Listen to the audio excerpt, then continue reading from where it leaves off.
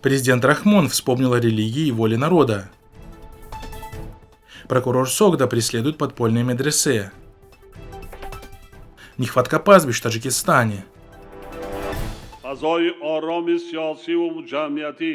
Имам Али Рахмон выступая 22 июля перед военным парадом на территории Национальной гвардии Таджикистана, призвал политиков, лидеров всех политических партий и движений, интеллигенцию и авторитетных лиц Афганистана сплотиться и спасти их страну. Об этом сообщают местные СМИ. Также он заявил, что у Афганистана и Таджикистана общий язык, религия и культура, в связи с чем Таджикистан заинтересован в стабильности соседней страны.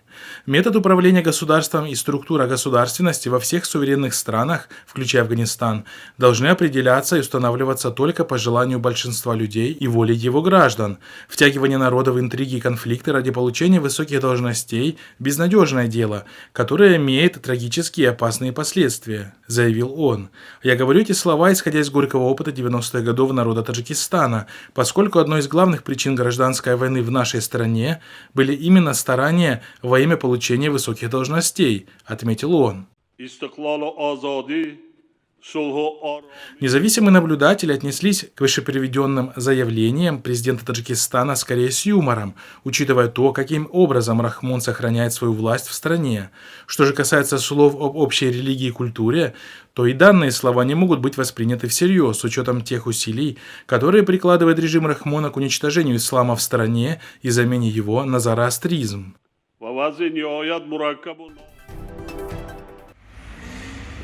За 6 месяцев первого полугодия правоохранители Сагдийской области завели 36 административных дел по поводу так называемого незаконного религиозного обучения. Прокуратура намерена и дальше бороться с данным явлением, вплоть до полного искоренения данной практики. Об этом 21 июля на пресс-конференции заявил прокурор Сагдийской области Фуркат Ходжазада. По словам прокурора, всего в течение этого полугодия было зафиксировано 220 случаев, как он выразился, экстремистско-террористической направленности, что на 13 случаев меньше, чем за аналогичный период прошлого года. Но несмотря на это, статистика остается тревожной, подчеркнул он. По его словам, особую тревогу таджикских властей вызывает преподавание ислама в, как он выразился, незаконных религиозных кружках для подростков. Как отметил Ходжазада, во всех выявленных случаях преподавания и преподаватели, и родители были привлечены к административной ответственности. Также он подчеркнул, что со стороны властей Таджикистана придается особое значение данному вопросу.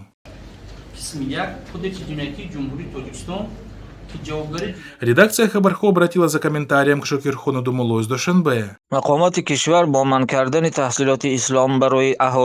Власти страны, запрещая исламское образование для населения, в особенности для молодежи, продолжают старую российскую колониальную политику. Ведь разве не тем же самым занималась советская власть в наших землях? Причем, если мечети и медресе они закрывают и преследуют любого, кто преподает ислам подпольно, то вы найдете, что в Таджикистане включен зеленый свет для любых иностранных, культурных и образовательных проектов, будь то российские или западные. Кто нами правит сегодня, если не предатель своего народа? Плоды этой политики мы уже видим своими глазами. Подрастающее поколение уже сейчас часто руководствуется в жизни не исламскими ценностями, что приводит к разложению общества. Мы все это видим своими глазами, заявил он. که این باعث تنزل جامعه می‌گردد همه ما این را با چشم خود دیده ایستاده‌ایم. Дней моих суровых, голубка дряхлая моя. Русская по национальности? Ксюш, ты русская? Ксения, ты русская? Не знаю, у меня мама таджичка, а папа русский. По данным Министерства сельского хозяйства, 93% домашнего скота и 82% мелкого рогатого скота принадлежат населению. Однако 70% пастбищ в Таджикистане находятся в собственности богатейших людей страны, которые не пускают чужой скот на свою территорию без арендной платы. Об этом 21 июля на пресс-конференции заявил председатель Госкомитета землеустройства и геодезии Таджикистана Ариф Ходжазада. Как он сообщил журналистам, около 4 миллионов гектаров сельскохозяйственных земель страны составляют пастбища, но в последнее время поступило много жалоб, что их выкупили крупные собственники и теперь требуют арендную плату за выпас скота.